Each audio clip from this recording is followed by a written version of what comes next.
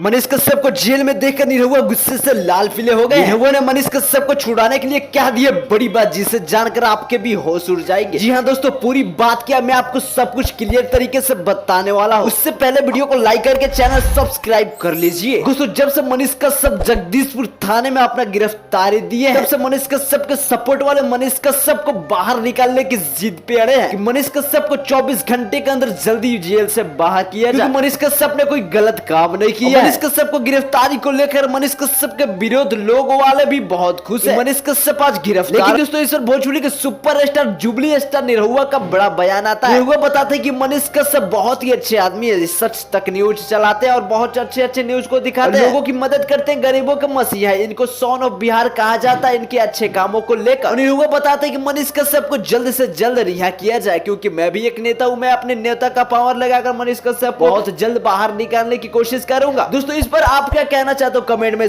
जरूर बताना। ऐसे अपडेट के लिए वीडियो को लाइक करके चैनल सब्सक्राइब जरूर कर लीजिए।